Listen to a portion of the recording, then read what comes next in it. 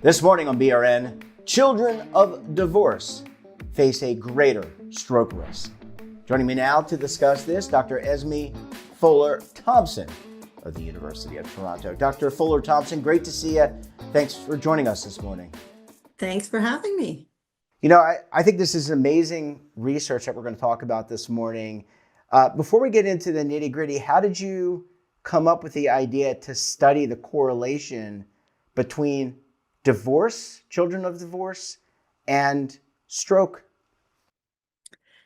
So for 15 years, I've been looking at early adversity. So adverse childhood experiences like childhood physical abuse, childhood sexual abuse, parental domestic violence, things that it isn't unusual to think that that would be associated with later life outcomes. It was only after I'd spent many years looking at these abuse contexts that I thought, well, what about people who haven't been abused but have other adversities, other upsets in their childhood, very substantial?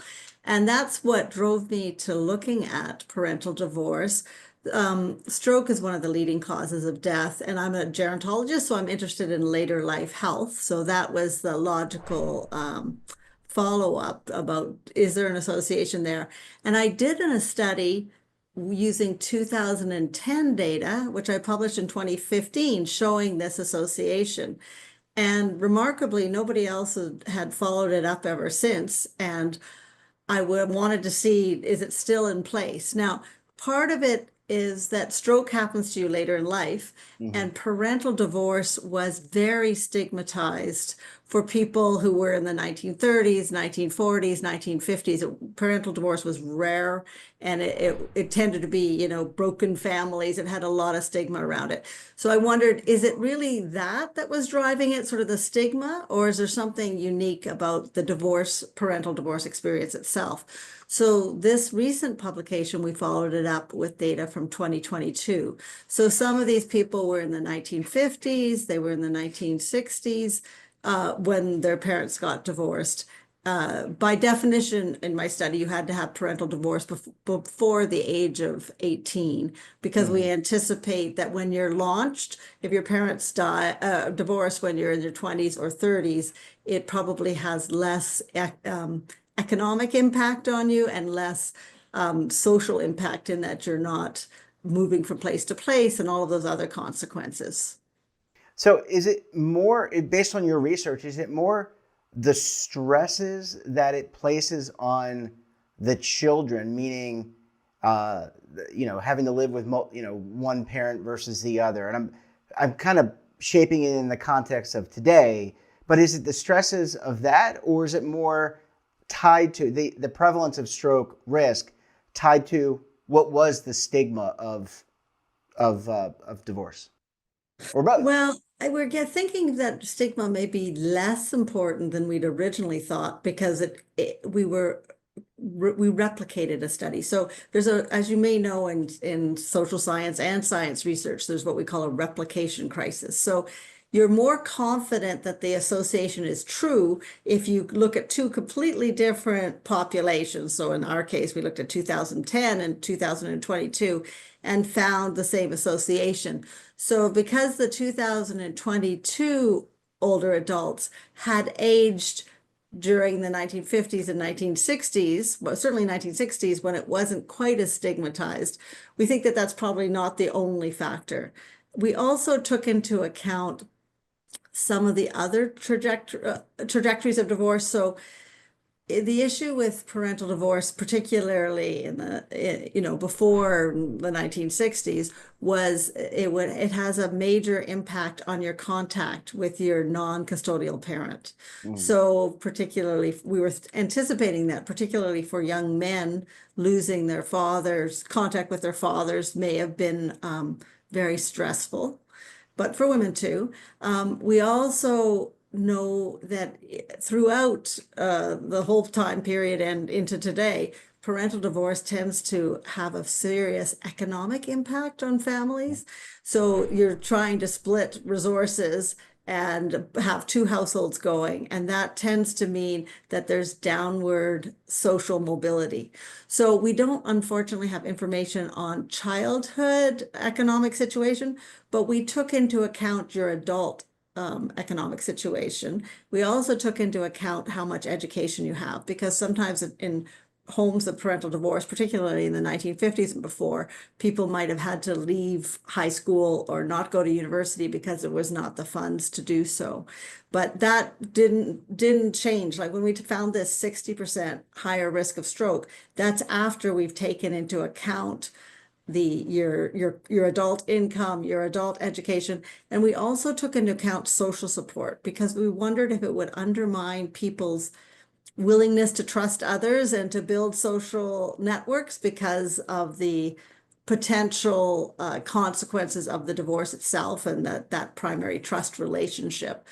But we did not find, we still found this elevated association even when we took into account the amount of social support a person has in their adult life.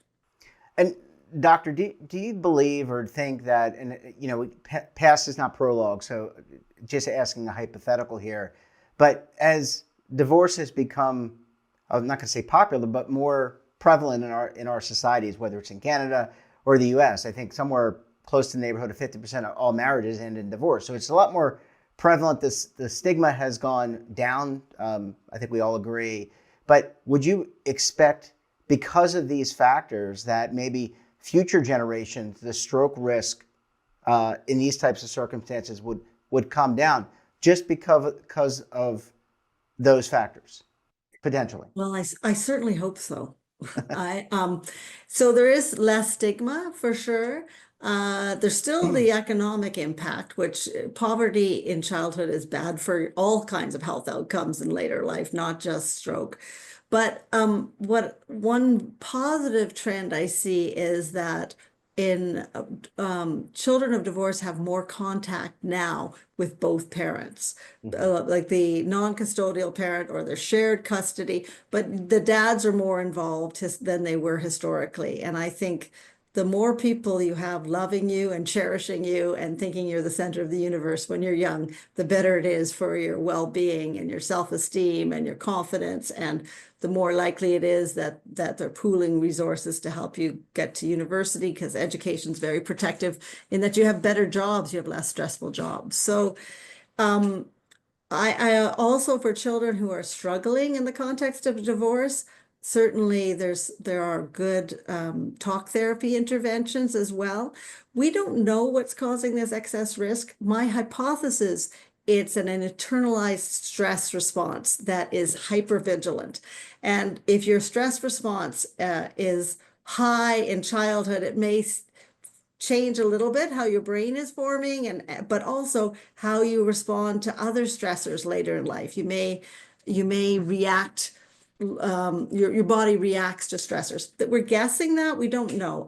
This was just, both of those studies were just based on surveys. So I know that this association exists. I don't know what's potentially causing the association. Was it parental divorce itself? Was it stress?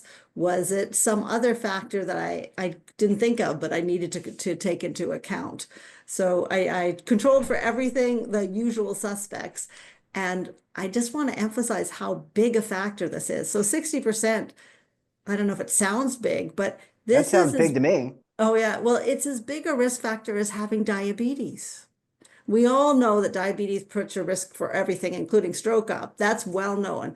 But it just surprises me that people haven't been as interested in following this up, because this is a very substantial risk factor. Again, we don't know if it's causal. We don't know if it's causing this association, but it's certainly something if you have a family doctor, they should be thinking, oh, wait a second, maybe we need to look at those early adversities and just possibly as a flag to be particularly attentive to stroke risk. Well, we all should be taking care of our stroke risk, particularly as we get older. That's like, don't smoke, maintain a healthy weight, eat nutritionally, sleep well. The things your grandmother told you to do, they're great Yeah. for stroke as well as every other health outcome. But regular health checks are highly recommended for all of us. But if you have a particularly higher risk, if you have diabetes, if you have parental divorce experience, it's certainly just keep it as